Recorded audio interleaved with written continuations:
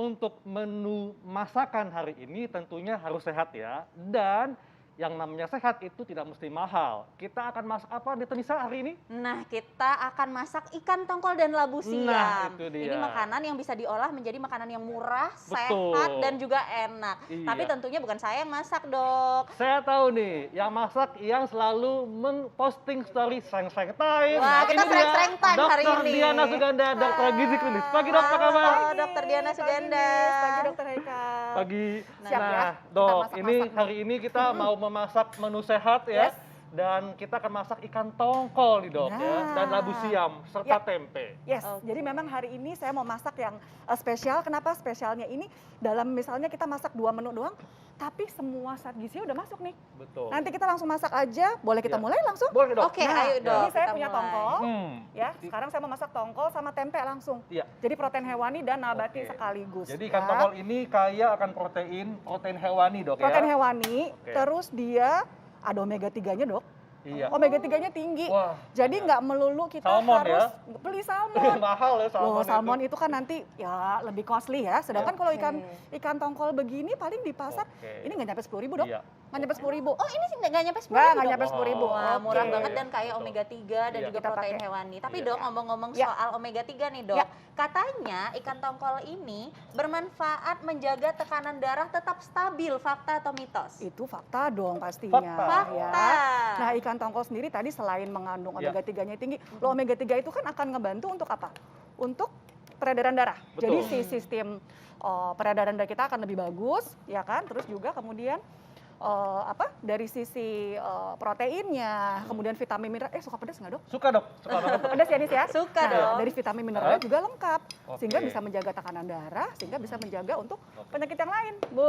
Jadi dia memang menjaga supaya pembuluh darah tetap sehat dok ya. Betul, Jadi betul. mencegah plak-plak yang Mencegah ada plak. di pembuluh darah. Yes. Oke. Nah, nih Dok, wangi. ini wanginya. Ini Dok. pertama kita masukin bumbunya dok ya. Bumbu-bumbunya. Ada bawang merah, Bawang merah, cabai. bawang putih, cabai hijau sama karena memang saya lebih suka agak wangi cabai hijau ya, Iya. jadi kita pakai cabai hijau. Oke. Kayaknya cabai hijaunya banyakin deh. Ya. Dan tentunya bawang merah, bawang putih pun juga mengandung nutrisi yang penting Oh dok iya ya. Dok, iya. Iya. Jadi di bawang merah dan bawang putih ini mengandung sebenarnya antioksidan juga tinggi. Oke.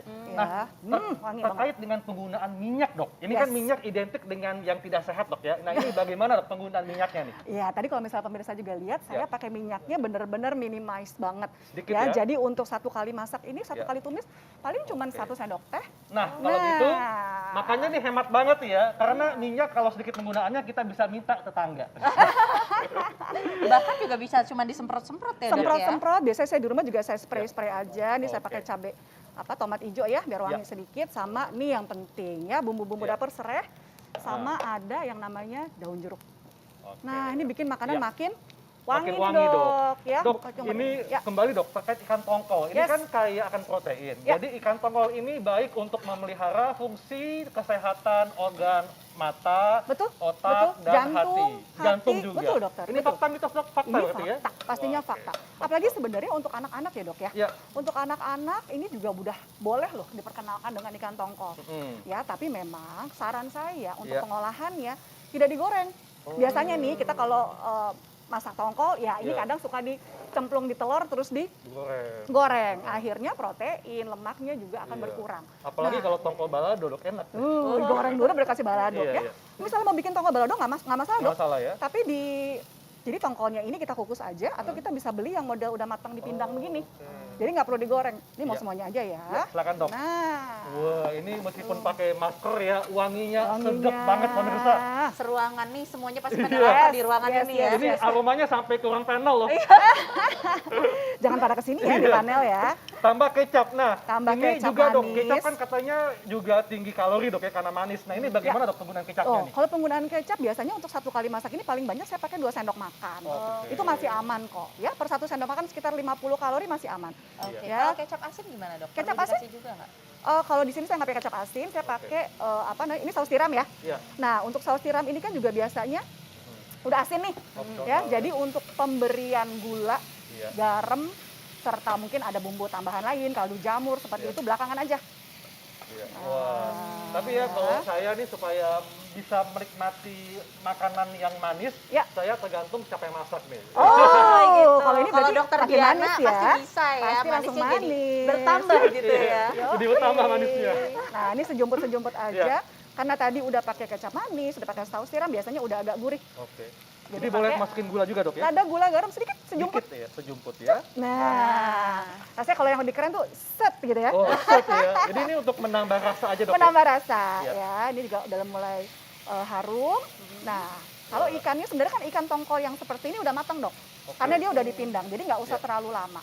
Next saya masukin Iya. untuk tempe. Oh, Tempe. tempenya Nah, terakhir ya dok ya. Nah, biasanya ibu-ibu di rumah kalau masak Iya. tempe itu suka digoreng dulu. betul. Ya, sehingga ya nanti pertama proteinnya akan lebih berkurang nih. Terus yang kedua nanti kandungan minyaknya makin banyak. Nah, kalau di saya biasanya langsung aja dari mentah begini, ya benar-benar tempe mentah langsung kita tumis. Iya. Oke. Jadi nah, Dok, memang mengurangi dari Iya. efek-efek buruk tadi. Iya. Oke. Cukuplah segini. Kalau terkait dengan tempe nih dok, Yes. nih katanya kandungan protein pada tempe Ya. setara dengan protein dalam daging. Ini fakta atau mitos? Oh, ini sebenarnya adalah mitos Oh, ya, mitos. karena kita balik lagi kepada Iya. per berapa gramnya. Iya. Ya, Iya. yang namanya protein dari hewani pasti akan lebih Tinggi. banyak ya? daripada, iya betul, Ya. lebih tinggi daripada protein nabati per 100 gramnya dok. Ya. Jadi maksudnya gini, per 100 gram ikan tongkol nih, Ah. misalnya ikan tongkol ini per 100 Ya. gram tadi mengandung sekitar bisa 25 Ya. sampai 28 gram protein.